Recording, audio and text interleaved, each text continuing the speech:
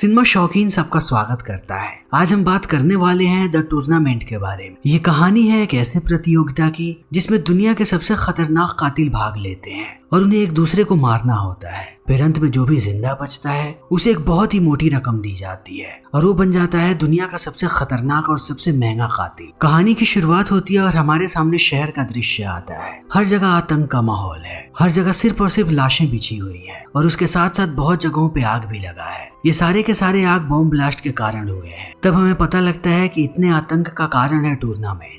ये टूर्नामेंट हर एक 7 साल पे एक बार होता है जिसमें दुनिया के सबसे खतरनाक लोग भाग लेते हैं और उन्हें एक दूसरे को मारना होता है। फिर अंत में जो भी जिंदा बचता है उसे $10 मिलियन दिए जाते हैं। इस टूर्नामेंट को ऑर्गेनाइज करने वाले दुनिया के सबसे पावरफुल लोग हैं जिनके पास अनंत पैसा है और उसके साथ साथ सरकार भी उनकी जेब में है। वो जो चाहे वो कर सकते हैं, लेकिन इस टूर्नामेंट से वो लोग भी बहुत सारे पैसे बनाते हैं। हर जगह पे गैम्बलिंग होती है सारे प्लेयर्स पे। इस बार के टूर्नामेंट को रखा गया है ब्राजील में। ये टूर्नामेंट बहुत समय से चल रहा है और आखिरी ही कुछ कंटेस्टेंट जिंदा बचे हैं। तभी हम जोशुआ नाम के कातिल को देखते हैं जिसने सबसे ज्यादा लोगों को मारा है और अभी उसके पीछे 2 कातिल लगे हुए हैं जिनका नाम है निक और जॉन। जोशुआ के पास गोली नहीं है और ना ही बंदूक, लेकिन निक के पास बंदूक है। वो बार बार गोली चलाते रहता है जोशुआ पे। तब जोशुआ अपना दिमाग लगाता है और अपने कोट को टांग देता है बाहर ताकि निक उस पर गोलियां चलाए। निक जैसे ही उस पर गोली चलाना शुरू करता है जोशुआ पीछे से आ जाता है उसके पास, फिर उसकी बंदूक लेता है और निक का काम तमाम कर देता है। तब उसे मारने के बाद वो जाता है जॉन के पास जो पहले से ही घायल है और जॉन का भी खात्मा कर देता है। फिर इन दोनों को मारने के बाद जोशुआ बन जाता है चैंपियन और वक्त ऐसे ही बीतने लगता है। तब हमारे सामने आता है 7 साल बाद का दृश्य जब ये टूर्नामेंट फिर से ऑर्गेनाइज होने वाला है। तभी हम एक कातिल लड़की को देखते हैं जिसका नाम है लाइजेन। जेन अपने होटल में आकर के चेक इन करती है और इंस्ट्रक्शन के मुताबिक वो अपने सारे हथियारों को इकट्ठा करने लगती है। फिर वो नहाती है और इंस्ट्रक्शन में लिखा हुआ है कि रात को 9 बजे उसे एक दवाई लेनी है। तब वो दवाई ले लेती है, लेकिन दवाई के लेते ही वो बेहोश होकर के गिर जाती है अपने बिस्तर। तब यहाँ पर कुछ लोग अंदर आते हैं। फिर हमें पता लगता है कि इस टूर्नामेंट की शुरुआत होने वाली है। इस बार का टूर्नामेंट हो रहा है यूके में, क्योंकि यहाँ पर हर एक जगह पर कैमरे लगे हुए हैं जिनकी मदद से ये लोग बड़े ही आसानी से इन सारी चीजों को ब्रॉडकास्ट कर पाएंगे। तभी हम देखते हैं मिस्टर पावर्स को जो इस टूर्नामेंट का ऑर्गेनाइजर है और उसके सामने दुनिया के सबसे अमीर लोग बैठे होते हैं जो सट्टेबाजी कर रहे हैं। तभी शहर की दूसरी तरफ हम देखते हैं एक पादरी को जो एक बार में बैठ करके शराब पी रहा है, लेकिन जब उसके पास पैसे नहीं होते तब बार का मालिक उसे बाहर फेंक देता है। इसी बीच हम दोबारा देखते हैं मिस्टर पावर्स को जो इस बार के सारे कंटेस्टेंट्स के बारे में बता रहा है यहाँ के लोगों को। वो सबसे पहले नाम लेता है जोशुआ का। जोशुआ पिछली बार का विनर है, लेकिन वो इस बार भी गेम में पार्टिसिपेट कर रहा है।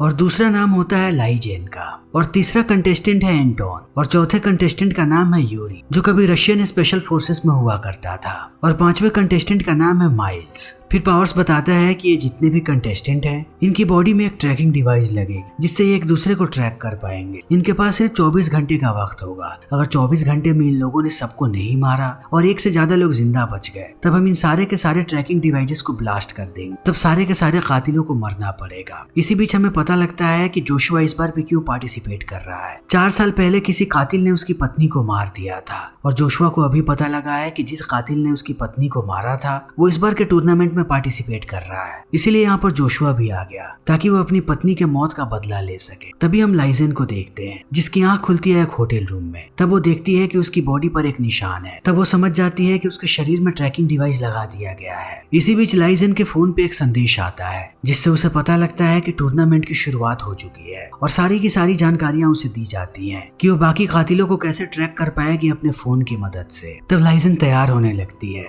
इसी बीच उसका दरवाजा बजता है। तब वो अपने बंदूक को निकाल लेती है और पूछती है कि दरवाजे पर कौन है। तब वो आदमी कहता है कि मैं क्लीनिंग के लिए आया हूँ, लेकिन लाइजेन को पता लग जाता है कि बाहर एक कातिल खड़ा है जिसका नाम है स्टीव। लाइजेन ने अभी अभी अपने फोन पे देखा कि यह कातिल उसके आसपास आ चुका है। तब बड़े ही चालाकी के साथ वो कमरा खोलती है, लेकिन वो देखती है कि बाहर कोई नहीं है। तभी स्टीव पीछे से आकर के उस पर हमला कर देता है और ये दोनों लड़ने लगते हैं। स्टीव देखने में बहुत ताकतवर है, लेकिन लाइजेन में कमाल की फुर्ती है। वो अपने फुर्ती का इस्तेमाल करती है और घायल कर देती है स्टीव को। स्टीव के पास उसके हमले का कोई भी जवाब नहीं होता। फिर जैसे ही स्टीव कमजोर पड़ता है लाइजेन सीधा उसके भेजे में गोली मारती है और यहाँ पर होती है पहले कंटेस्टेंट की मौत। तब इस चीज को देखने के बाद सारे लोग खुशियां मनाने लगते हैं क्योंकि इस खेल को शुरू हुए अभी कुछ ही मिनट हुए हैं और एक कातिल की मौत हो गई। सब लाइजेन की तारीफ करते हैं। लाइजेन इस खेल की पहली कंटेस्टेंट है जिसने दूसरे कंटेस्टेंट को मारा है इस सीजन में। तभी हम देखते हैं एंटोन को जो बाथरूम में छुपा हुआ है, और इस समय वो अपने पेट को काटता है और अंदर से उस ट्रैकिंग डिवाइस को बाहर निकाल देता है ताकि बाकी के कातिल उसे आसानी से ट्रैक ना कर सके। फिर वो बाहर जाता है और ट्रैकिंग डिवाइस को डाल देता है कॉफी पॉट में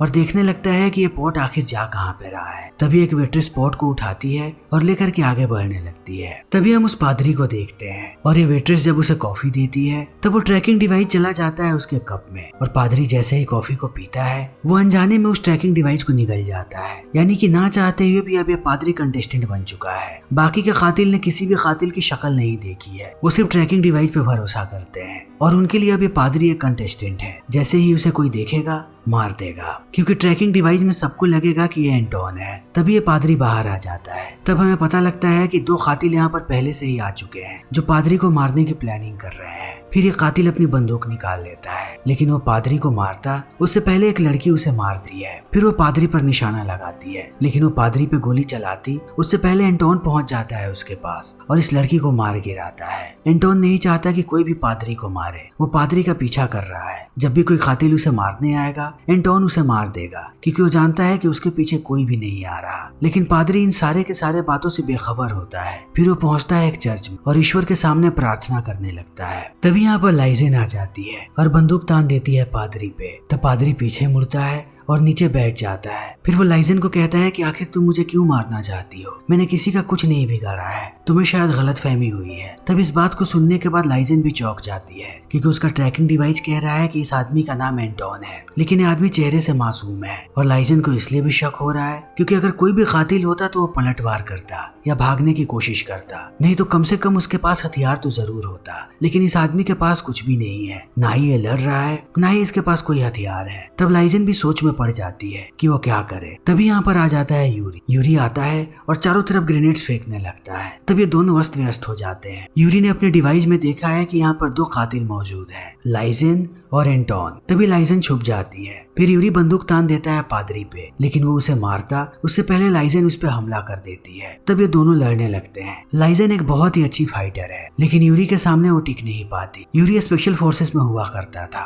उसकी ताकत बेमिसाल है। वो जब अपने पंचेस मारना शुरू करता है तब लाइजेन के पास उसका जवाब नहीं होता। धीरे धीरे करके यूरी उस पर भारी पड़ रहा है और एक वक्त के बाद जब यूरी मारने वाला होता है लाइजेन को, तभी पादरी बंदूक उठा करके तान देता है यूरी पे। तब यूरी डिस्ट्रैक्ट होता है। फिर लाइजेन इस चीज का फायदा उठाती है और एक ग्रेनेड फेंक देती है यूरी के पास। तब जैसे ही ग्रेनेड फटता है उसके साथ साथ यूरी की भी मौत हो जाती है। तब लाइजेन जाती है पादरी के पास और कहती है कि मुझे पूरी की पूरी सच्चाई बताओ, तुम कौन हो और यहाँ पर क्या कर रहे हो और टूर्नामेंट के बारे में क्या जानते हो। तब पादरी कहता है कि वो कुछ भी नहीं जानता। आज से पहले उसने किसी से लड़ाई तक नहीं की, उसे समझ में नहीं आ रहा कि उसके साथ क्या हो रहा है। तब इन बातों को सुनने के बाद लाइजेन परेशान होने लगती है, लेकिन अब पुष्टि करने के लिए उसके पास एक ही तरीका है, इसीलिए वो पादरी के पेट को देखती है। तब उसे पता लगता है कि यहाँ पर कोई भी घाव नहीं और इस बात से पुष्टि हो जाती है कि वो कंटेस्टेंट नहीं है। लेकिन अभी भी उसे समझ में नहीं आ रहा कि इस आदमी के शरीर के अंदर आखिर ट्रैकिंग डिवाइस आया तो आया कहाँ से। तभी दूसरी तरफ हम मिस्टर पावर्स को देखते हैं, जिसके असिस्टेंट उसे आकर के बताती है कि एंटोन ने चालाकी की है। उसने किसी तरीके से अपना ट्रैकिंग डिवाइस को डाल दिया एक पादरी के शरीर के अंदर। अब कोई भी कातिल उसे ट्रैक नहीं कर पा रहा।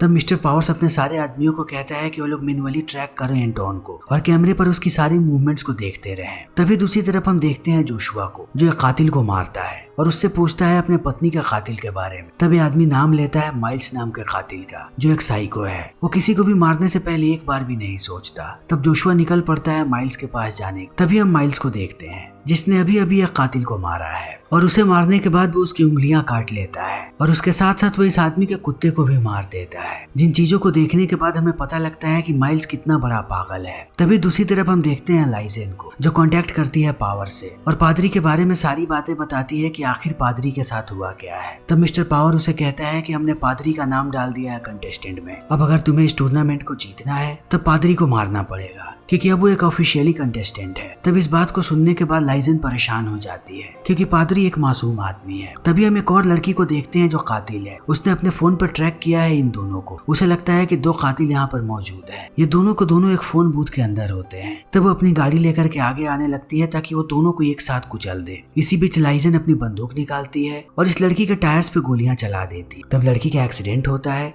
और उसकी गाड़ी पलट जाती है। तब पादरी भागते हुए जाता है उस लड़की की जान बचाने के लिए। उसे नहीं पता कि ये लड़की कातिल है, लेकिन अब ये लड़की पादरी को कुछ करती उससे पहले आकर के लाइजन उसे मार देती है। तब पादरी और भी ज्यादा परेशान हो जाता है और लाइजन को कहता है कि तुमने इसे क्यों मारा और आखिर यहाँ पर हो क्या रहा है, तुम लोग एक दूसरे को क्यों मार रहे हो। तब लाइजन उसे पूरी बात बताती है कि अभी हम सारे लोग एक टूर्नामेंट में पार्टिसिपेट कर रहे हैं। हर एक 7 साल पे टूर्नामेंट होता है जिसमें दुनिया का सबसे खतरनाक लोग पार्टिसिपेट करते हैं, जिन्हें एक दूसरे को मारना है। फिर अंत में जो भी जिंदा बचेगा वो बनेगा इस खेल का विजेता। और जाने अनजाने में अब तुम भी एक कंटेस्टेंट बन चुके हो। एंटोन नाम के एक कातिल ने पता नहीं कैसे तुम्हारे शरीर के अंदर अपने ट्रैकिंग डिवाइस को डाल दिया और अब तुम्हारा भी नाम आ चुका है कंटेस्टेंट लिस्ट में। अब जितने भी कातिल इस शहर में मौजूद हैं वो सारे तुम्हें मारने के लिए आ रहे हैं और मुझे भी। तब इन बातों को सुनने के बाद पादरी परेशान हो जाता है और कहता है कि अगर शहर में इतना बड़ा आतंक चल रहा है तब पुलिस वाले इसे रोकते क्यों नहीं है। तब लाइजन बताती है कि इस टूर्नामेंट के ऑर्गेनाइजर दुनिया के सबसे अमीर लोगों में से एक हैं। उन लोगों ने सारे के सारे पुलिस वालों को खरीद रखा है। जब भी कहीं पर कोई ब्लास्ट होता है या कोई मरता है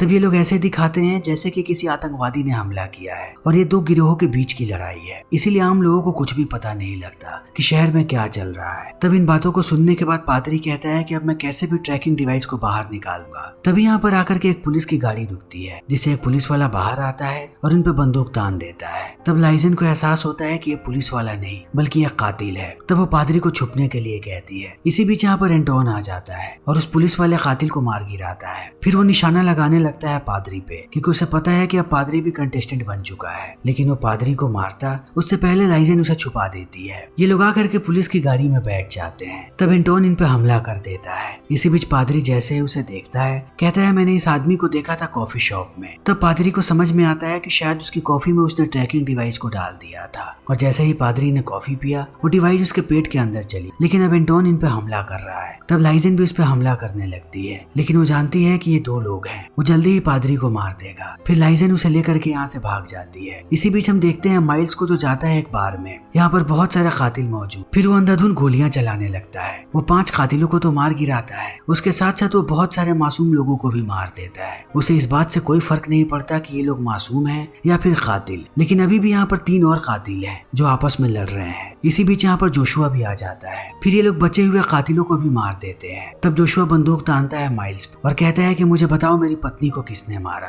तब माइल्स कहता है कि मैं तुम्हारी पत्नी के बारे में कुछ भी नहीं जानता। इसी बीच एक लड़की आकर के हमला कर देती है जोशुआ पे। तब माइल्स इस चीज का फायदा उठाता है, फिर जोशुआ को बेहोश कर देता है। और थोड़े समय के बाद जैसे ही जोशुआ की आंख खुलती है वो देखता है कि माइल्स ने उसे बांध दिया है और अब वो उसकी उंगली काटने वाला है। लेकिन उंगली काटते समय वो बताने लगता है कि आखिर जोशुआ की पत्नी के साथ हुआ क्या। वो कहता है कि मैंने तुम्हारी पत्नी को नहीं मारा, लेकिन मुझे पता है किसने मारा है। फिर इतना कहते ही वो एक उंगली काट देता है जोशुआ की। जब जोशुआ दर्द से कराहने लगता है तब वो उसे बताता है कि उसे एक लड़की ने मारा था जिसका नाम है लाइजेन, लेकिन तुम अब किसी का कुछ भी नहीं बिगाड़ पाओगे, मैं तुम्हें मारने वाला हूँ। और इतना कहते ही वो सिगार जलाने लगता है। तब जोशुआ कहता है कि मुझे मरने से पहले बस शराब पीनी है। तब माइल्स उसे शराब पिलाता है, लेकिन अब माइल्स जैसे ही अपने लाइटर को जलाता है जोशुआ पूरी की पूरी शराब उसके ऊपर फेंक देता है अपने मुंह से। तब माइल्स के पूरे शरीर में आग लग जाती है और जोशुआ यहाँ से बच करके भागने में कामयाब हो जाता है। तभी दूसरी तरफ हम देखते हैं पादरी और लाइजेन को, जिन पे अभी भी बहुत सारा कातिल हमला कर रहे हैं, लेकिन लाइजेन सबको मारते हुए यहाँ से निकल जाती है। तब हमें पता लगता है कि अब अंत में सिर्फ और सिर्फ 6 कातिल जिंदा बचे हैं। लाइजेन ने फैसला किया है कि वो पादरी को लेकर के शहर से बाहर भाग जाएगी, जहाँ पर ये लोग उन्हें ट्रैक नहीं कर पाएंगे। लेकिन बाहर जाने से पहले ये लोग रुकते हैं एक फ्यूल स्टेशन पे। तब लाइजेन अंदर जाती है और अंदर से दवाइयां लेने लगती है ताकि वो पादरी के पेट के अंदर से निकाल सके उस ट्रैकिंग डिवाइस को। तभी हम पादरी को देखते हैं जो परेशान हो रहा है। इसी बीच यहाँ पर माइल्स आ जाता है, लेकिन वो पादरी को मारता उससे पहले यहाँ पर लाइजेन आ जाती है।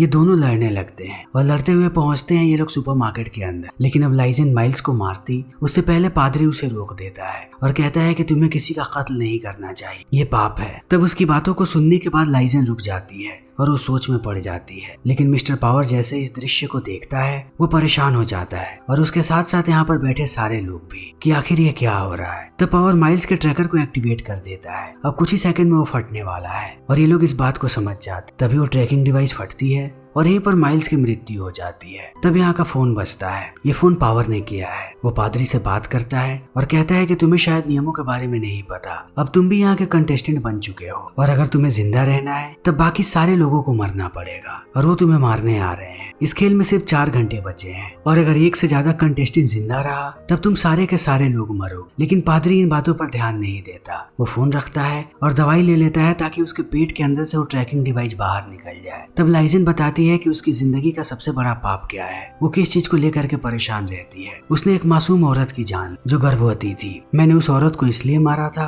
ताकि मुझे इनाम के सारे पैसे मिल और मैं हमेशा के लिए रिटायर हो जाऊं। अभी इनकी बातें चल ही रही होती है, तभी लाइजन देखती है कि बहुत सारे कातिल इधर ही आ रहे हैं। तब वो बाहर निकलने लगती है और पादरी को कहती है कि हमें यहाँ से चलना पड़ेगा। तभी हम एक कातिल को देखते हैं जो इन दोनों को देख लेता है और निशाना लगाने लगता है, लेकिन वो इन दोनों को मारता उससे पहले यहाँ पर जोशुआ आ जाता है ट्रक लेकर के और उस कातिल को कुचल देता है। तब लाइजन को पता लगता है कि यहाँ पर और भी कातिल हैं। तब ये दोनों जाकर के बैठ जाते हैं एक डबल डेकर बस के अंदर। लेकिन इसी बीच इस बस के ऊपर आ जाता है एंटोन। अब पादरी बस को चला रहा है। एंटोन नीचे आता है और वो लाइजन पे हमला कर देता है। ये दोनों लड़ने लगते हैं, लेकिन लाइजन थक चुकी है। वो एंटोन का मुकाबला नहीं कर पाती। फिर एंटोन उसे बाहर फेंकने वाला होता है, लेकिन पादरी लाइजन की जान बचा लेता है। तब वो देखता है कि एंटोन धीरे धीरे आगे आ रहा है। तब पादरी बस को तेज करता है और अचानक से ब्रेक दबाता है। तब एंटोन झटके से गिरता है बस के बाहर और चला जाता है जोशुआ के ट्रक के सामने। तब जोशुआ का भी ट्रक पलट जाता है। फिर यहाँ पर होता है एक बहुत ही बड़ा ब्लास्ट जिसमें एंटोन की मौत हो जाती है, लेकिन जोशुआ अभी भी जिंदा है। तब पादरी और लाइजन यहाँ से भागने लगते हैं और भाग करके पहुंचते हैं एक चर्च में। अब इस खेल को खत्म होने में सिर्फ 15 मिनट का वक्त बचा है, लेकिन जोशुआ ट्रैक कर लेता है लाइजन को। थोड़े समय पहले पादरी को उल्टियां हुई थी, तब उसकी ट्रैकिंग डिवाइस बाहर आ गई। अब इस खेल में सिर्फ एक्टिव है लाइजन और जोशुआ, इसीलिए जोशुआ ने ट्रैक कर लिया है लाइजन को। फिर वो चर्च के अंदर आता है और लाइजन के गले पे चाकू रख देता है। फिर उसे कहता है कि बताओ तुमने मेरी पत्नी को क्यों मारा। तब लाइजन कहती है कि मुझे पावर्स ने बोला था, लेकिन मैं ये बात नहीं जानती कि मिस्टर पावर ने तुम्हारी पत्नी को क्यों मरवाया। तब जोशुआ मारने जाता है लाइजन को, लेकिन पादरी उसे रोकता है और कहता है कि इस लड़की ने कुछ भी गलत नहीं किया, तुम्हारे और इसमें कोई अंतर नहीं है। तुम जैसे कॉन्ट्रैक्ट मिलने पे लोगों को मारते हो बिना कुछ सोचे समझे, इसने भी वैसे ही किया, इसे माफ कर दो। तब जोशुआ इस बारे में सोचने लगता है, लेकिन अंत में वो अपना चाकू निकाल करके स्टैब कर देता है लाइजन को और बन जाता है इस खेल का विनर। और विनर बनने के बाद वो आता है चर्च से बाहर। तब उसे लेने के लिए एक गाड़ी आती है और जोशुआ को ये लोग लेकर के जाते हैं मिस्टर पावर के पास। तब सारे लोग इसका शानदार स्वागत करते हैं क्योंकि दूसरी बार लगातार जोशुआ ने जीता है इस टूर्नामेंट को। लेकिन जोशुआ बहुत ही ज्यादा गुस्से में है। वो पावर के सामने आता है और कहता है कि तुमने मेरी पत्नी को क्यों मरवाया। तब पावर कहता है क्योंकि तुम सबसे बड़े सेलिब्रिटी बन चुके हो। मैं चाहता था कि तुम दूसरी बार खेल में पार्टिसिपेट करो, इसीलिए मुझे तुम्हारी पत्नी को मरवाना पड़ा और कातिल को मैंने इंक्लूड किया इस टूर्नामेंट में ताकि तुम उसे मारने के लिए आओ। तब इस बात को सुनते ही जोशुआ आग बबूला हो जाता है और पकड़ लेता है पावर। फिर वो लाइजन के ट्रैकिंग डिवाइस को बाहर निकालता है और उसे डाल देता है पावर के मुंह के अंदर। फिर जैसे ये ट्रैकिंग डिवाइस शरीर के अंदर जाती है, जोशुआ के साथ साथ उसका भी ट्रैकिंग डिवाइस एक्टिव हो जाता है और अगले 30 सेकंड में होता है यहाँ पर एक बहुत बड़ा ब्लास्ट जिसमें पावर के साथ साथ जोशुआ भी मारा जाता है। तब इस चीज को देखने के बाद यहाँ के सारे लोग आश्चर्यचकित रह जाते हैं। तभी दूसरी तरफ हम देखते हैं लाइजन को जो अभी भी जिंदा है। जोशुआ ने उसे मारा नहीं था, उसने उसके पेट में इसलिए स्टैब किया था ताकि वो ट्रैकिंग डिवाइस को बाहर निकाल सके। तभी हम देखते हैं कि शहर में चारों तरफ लाशें फैल गई हैं। पुलिस वाले हर जगह से लाशें उठा रहे हैं, लेकिन कोई भी इस टूर्नामेंट के बारे में बात नहीं कर रहा। सबका कहना है कि आतंकवादियों ने हमला किया था क्योंकि पुलिस वालों ने बहुत सारे पैसे खाए हैं। फिर वक्त ऐसे ही बीतने लगता है और थोड़े समय के बाद हम पादरी को देखते हैं एक चर्च में। वो भाषण दे रहा होता है और लाइजन उसकी बातें सुन रही होती है चर्च में बैठ करके। फिर इसी के साथ ये फिल्म यहीं पे खत्म हो जाती है। तो दोस्तों, हमारी आज की ये वीडियो यहीं पे खत्म होती है। अगर आपको हमारी ये वीडियो पसंद आई हो तो इसे लाइक करें, शेयर करें और चैनल को सब्सक्राइब करें। Thank you.